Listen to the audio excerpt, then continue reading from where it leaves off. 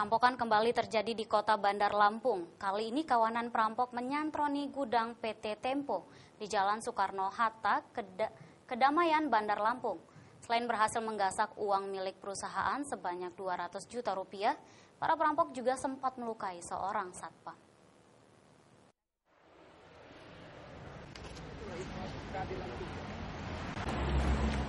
Kawanan perampok yang diperkirakan berjumlah 7 orang tersebut menyantroni gudang PT Tempo, perusahaan pendistribusian alat farmasi yang terletak di Jalan Soekarno-Hatta, kilometer 86 Kedamaian.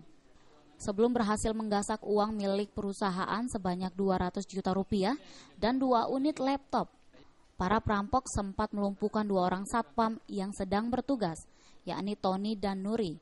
Salah seorang satpam sempat menghentikan aksi kawanan perampok bahkan mendapat tusukan di pinggang dan leher oleh para perampok. Setelah berhasil melumpuhkan kedua satpam, para perampok kemudian masuk ke dalam kantor PT Tempo dengan merusak kunci pintu, lalu menggasak uang sebanyak 200 juta rupiah di dalam brankas yang berada di ruangan kasir di lantai 2. Tidak hanya itu, para perampok juga menggasak 2 unit laptop milik perusahaan. Yang berhasil dibawa laptop 2 ya. Terus itu sama Acer, terus uang tunai kurang lebih 200 juta dan dokumen lain kita masih periksa sama barang-barang masih diperiksa juga. Jadi totalnya belum ketahuan ya Pak? Belum ketahuan. Kasus perampokan tersebut kini telah ditangani oleh Polsekta Tanjung Karang Timur untuk kepentingan penyelidikan. Polisi telah melakukan olah tempat kejadian perkara dan kini polisi sedang mengidentifikasi para pelaku. Dari Lampung, Romiko melaporkan. Aliran sungai dan tanggul bekas wilayah pertambangan PT Koba Tim menyebabkan pinggiran aliran sungai tergerus dan dinding tanggul nyaris jebol. Hal ini menjadi ancaman tersendiri bagi warga yang bermukim di Jalan Listrik RT 3, Kelurahan Simpang Perlang, Koba, Bangka Tengah.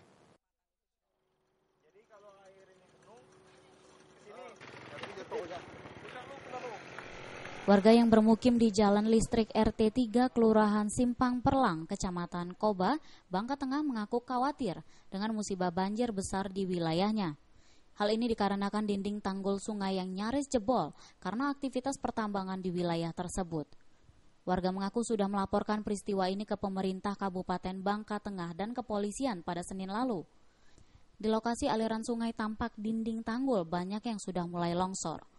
Salah satu jalan di lokasi eks tambang PT Kobatin di Kenari ini pun terputus oleh tingginya genangan air. Bahkan posisi dinding tanggul yang menampung air lebih tinggi dari pemukiman penduduk. Tidak hanya itu, sepanjang aliran sungai dekat lokasi tersebut yang tembus ke Desa Nibung, masih ada aktivitas tambang timah milik masyarakat. Ya sebenarnya debit airnya kan karena musim hujan, tapi kalau musim kemarau kan turun. Nah, tapi solusinya kan maksudnya gimana caranya gitu kan, supaya jangan imbasnya ke masyarakat.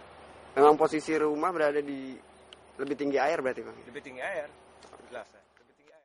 Sementara itu warga lain mengaku kesal atas aktivitas tambang yang dilakukan oleh sebagian masyarakat dengan menggunakan mesin dompeng. Jika aktivitas tambang tetap diteruskan, warga khawatir tanggul jebol dan rumah warga terendam banjir. Dari Koba, Bangka Tengah, Fahrozi melaporkan. Berita tadi sekaligus menutup berita dan bincang terkini siang edisi kali ini. Saya Vina Simanjuntak mewakili segenap tim redaksi yang bertugas. Mohon undur diri, terima kasih atas perhatian Anda. Dan tetap follow Twitter kami di @indo_network. Sampai jumpa dan salam Indonesia.